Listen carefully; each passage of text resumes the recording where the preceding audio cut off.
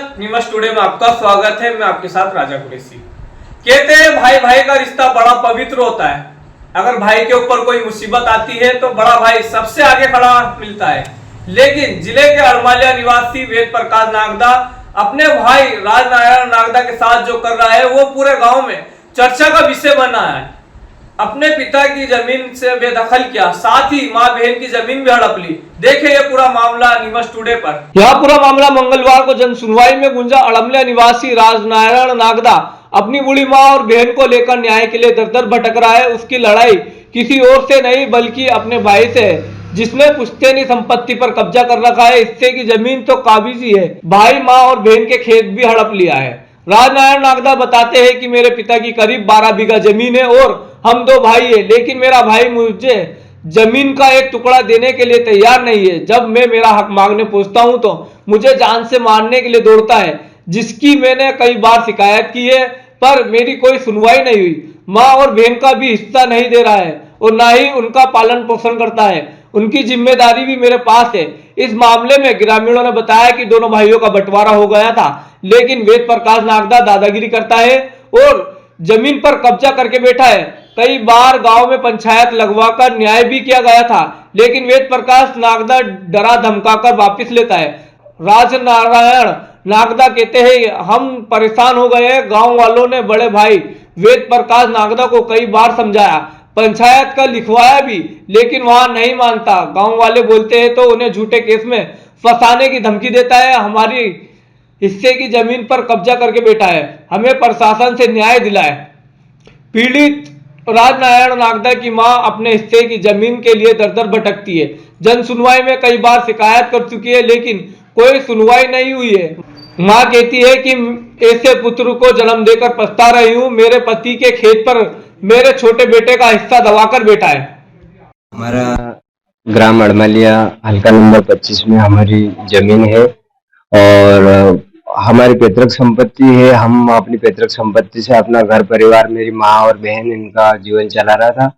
पर हमारे बंटवारा होने के बाद में हमारी निजी जमीन पर जो कब्जादारी है, अवैध कब्जा करके हमारी जमीन छोड़ना नहीं चाहते और हमें जान से मार। क्या नाम? वो दीनदयाल पिता बाल मुकुंद और वेद प्रकाश पिता दीनदयाल, ये दोनों पिता पुत्र ही हैं और ये मेरे बड़े भाई हैं। तो हम इनके विश्वास से ये था कि वह भाई जो इन्होंने हमें जमीन दी, बंटवारा हो गया, हमने वो स्वीकार कर लिया। उसके बाद भी वो अपने मौके से मुकर गए हैं और वो जान से मारने की धमकियां भी देते हैं। जब गांव के लोगों ने समझाने की कोशिश की तो गांव के लोगों के माथे भी उन्होंने मतलब आत्मघाती कदम उठाने की धमकी दी, तो गांव के लोग भी डर गए कि हम इनका न्याय नहीं कर सकते। तो फिर मैंने प्रशासन की मदद ली। प्रशासन की मदद की, मैं कई समय तक प्रशासन के चक्कर लगाता रहा हूँ और मेरी आशा ये है कि कानून से अगर काम हो जाता है तो मैं कानून को हाथ में लेकर अपराधी घोषित नहीं होना चाहता।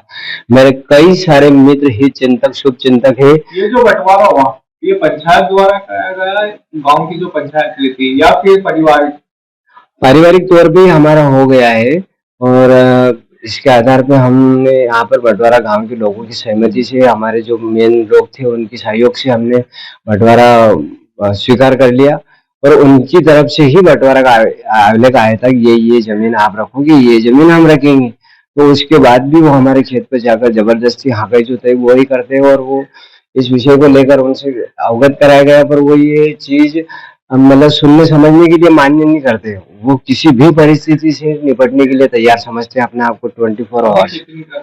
हाँ, अभी खेती नहीं करने दे रहे, तो अब हमारा जीवन चलाना मुश्किल हो गया। इसीलिए हम शासन से अनुरोध करते हैं कि हमारे को जो हमारी पैतृक संपत्ति है उसका हमारे ऊपर इन लोगों ने उस पर अवैध कब्जा जमाया है और हमसे जी जान करके मारने की कोशिश करते हैं। और मेरी वृद्ध माँ है 90 साल के लगभग की, और मेरी एक बहन है, उसको भी इन्होंने दावे केस करवा के 2.5 लाख रुपए मेरे जिया जी से लेकर ये लोग खा गए। और उसको मंदिर में बैठी हुई ऊपर गई थी जब प्रार्थना करने, तो उसके मुंह पे लात मार के उसको नीचे टांग खींच के नीचे फेंक दिया। जो 13 सीढ़ी 3 सीढ़ी तक तो नीचे गिर गई और 13 सीढ़ी उसकी टांग खींच के नीचे डाल दिया और फिर जान से मारने के लिए धारियां लेके आया। जमीन आपके नाम पे है या आपके माताजी के नाम पे? जमीन मेरे नाम पर भी है, मेरे माताजी के नाम पर भी है और मेरी बहन का नाम भी। हम 5 लोगों का नाम जमीन पर है। कितने बीघे जमीन? जमीन टोटल 12.5 बीघा है। आपके नाम कितने हैं? मेरे नाम 2.5 बीघा है।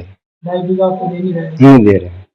कोई कारण बताया उन्होंने? कारण ये बताया है कि आप या तो लड़ सकते हो उनसे, तो लड़ाई कर सकते हो, तो कर आप खेत ले सकते हो, दोनों में से एक मरेगा, यह बात पक्की है। आपने रामायण में रावण को मरते हुए देखा है, पर उससे भी पहले राम जी ने बाली को मारा था, और ये बाली और रावण दोनों का ही एक सम्मिश्रण है। मैं आपको छोटी चीज और कहूंगा, मेरा मामला बहुत चर्चित हो गया है। आपकी वो न्यूज टुडे न्यूज चैनल का मैं हार्दिक आभार मानता हूं कि उन्होंने जब हमारे न्यायालय में वहां पर ये मीटिंग ली, तो वो चीज खबर बहुत दूर तक गई और उसके रिएक्शन मुझे मिले। मैं उन सबका हार्दिक आभार मानता हूं, और मेरे शुभचिंतकों से मेरा निवेदन है कि आप शांति बनाए के रखें। हमें न्याय की आशा है, हमें न्याय मिलेगा। ये एक पिता के औलाद है दोनों, लेकिन अब बंटवारा तो आधा आधा होना चाहिए। बंटवारा आधा आधा होना चाहिए। वो बंटवारा नहीं दे रहे हैं। गांव की पंचायत भी बैठी थी, उसमें भी उन्होंने मना कर दिया। अरे वो आपके सामने क्या बात करेगा, फिर वही उसका तो वही रोना धोना। आप गए कि फिर वही बात करेगा उसकी वाली।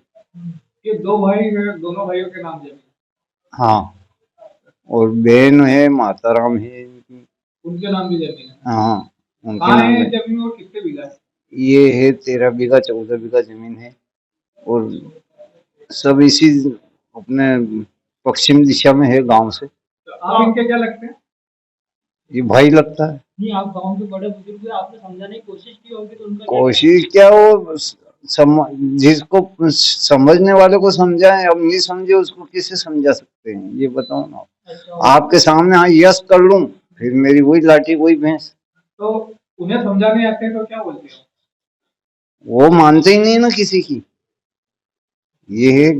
अच्छा, तो कोई पावर है उनके पास? किसी राजनीतिक पावर है कि? कोई राजनीतिक पावर नहीं, पागलपन का पावर है बस। 10 साल से इनकी जमीन खा रहा है, वो जोत रहा है। अब कैसे देने की हिम्मत नहीं होती उसकी, आधा हिस्सा दे दूं इनको, इतना माल आता था। है, ये भी लोग परेशान हो रहे हैं। कई बार कई कलेक्टर कार्यालय के चक्कर लगा रहे हैं। हाँ, तो गांव का मामला है, बहुत बड़ा गांव है, तो गांव के लोग भी गांव कोई बात, वो बात माने जब, तो गांव वाले कोई बात ही करना पसंद नहीं करता है गांव में, उससे कोई बात ही पसंद करनी नहीं इनका है। जो बंटवारा हुआ है, बंटवारा कैसे हुआ? पंचायत के थ्रू हुआ या फिर पारिवारिक के कोर्ट से?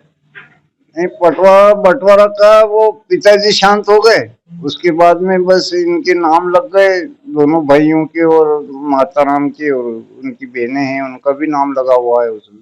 ये ठेठ से चल रहा है, लग रहा है ठेठ से चल रहा है इनके। तो ये इनकी ये बता रहा है कि मेरी जमीन है और मेरा भाई मेरे को दे नहीं रहा है। भाई एक बटे एक चने की 2 दाल होती है, तो हक तो चाहिए इनको। हाँ, तो सही है। समाज में भी फैसला हुआ होगा, गांव में पंचायत द्वारा फैसला किया गया होगा, तो क्या वो सामने वाला पक्ष क्या कहता है?